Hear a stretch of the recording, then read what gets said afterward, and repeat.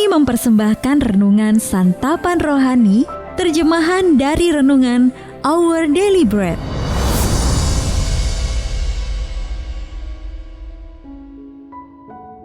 Untuk menerima notifikasi video baru kami, silakan tekan tombol subscribe dan tanda lonceng di bawah ini. Sahabat ODB, pembacaan Alkitab hari ini terambil dari Yosua pasal yang ketiga, ayat yang ke-7 sampai dengan ayat yang ke-17. Yosua pasal yang ketiga, ayat yang ke-7 sampai dengan ayat yang ke-17. Dan Tuhan berfirman kepada Yosua, "Pada hari inilah aku mulai membesarkan namamu di mata seluruh orang Israel, supaya mereka tahu bahwa seperti dahulu aku menyertai Musa, demikianlah aku akan menyertai engkau. Maka kau perintahkanlah kepada para imam pengangkat tabut perjanjian itu demikian. Setelah kamu sampai ke tepi air sungai Yordan, haruslah kamu tetap berdiri di sungai Yordan itu. Lalu berkatalah Yosua kepada orang Israel, datanglah dekat dan dengarkanlah firman Tuhan Allahmu. Lagi kata Yosua, dari hal inilah akan kamu ketahui bahwa Allah yang hidup ada di tengah-tengah kamu dan bahwa sungguh-sungguh akan dihalaunya orang Kanaan, orang Het, orang Hewi, orang Feris, orang Girgasi, orang Amori, dan orang Yebus itu dari depan kamu. Sesungguhnya tabut perjanjian Tuhan semesta bumi berjalan menyeberang di depan kamu, masuk ke sungai Yordan. Maka sekarang pilihlah 12 orang dari suku-suku Israel, seorang dari tiap-tiap suku.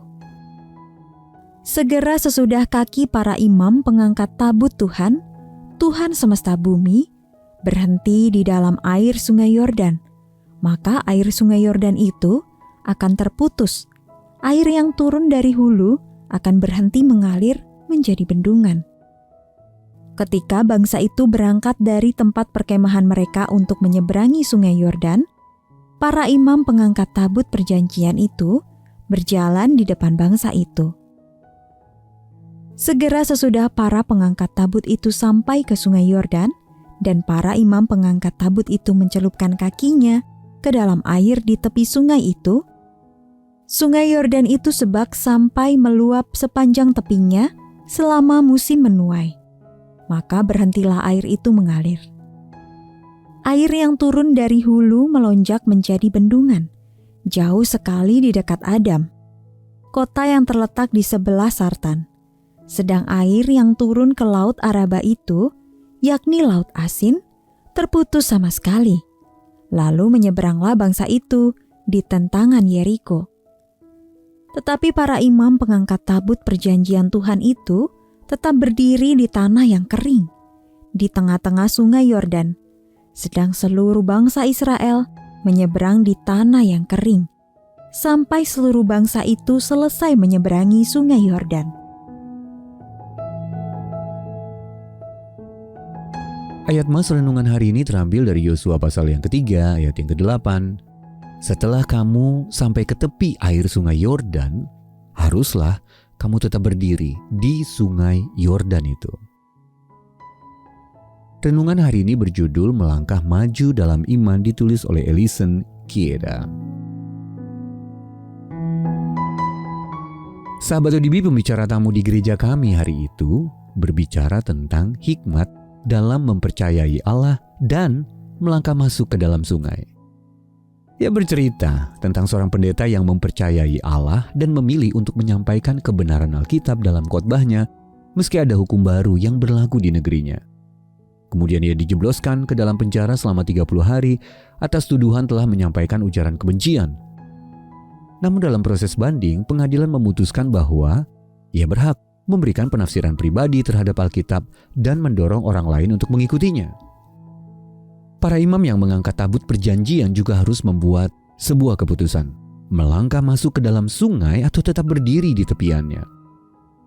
Setelah keluar dari Mesir, bangsa Israel mengembara di padang gurun selama 40 tahun. Dan kini mereka berdiri di tepi sungai Yordan yang saat itu sedang meluap dan arusnya deras. Namun mereka memutuskan untuk melangkah. Dan Allah membuat air sungai itu surut. Yosua pasal yang ketiga 15-16 mengatakan, segera sesudah para imam pengangkat tabut itu mencelupkan kakinya ke dalam air di tepi sungai itu, maka berhentilah air itu mengalir. Sahabat ODB, saat kita mempercayakan hidup kita kepada Allah, Dia akan memberi kita keberanian untuk melangkah maju.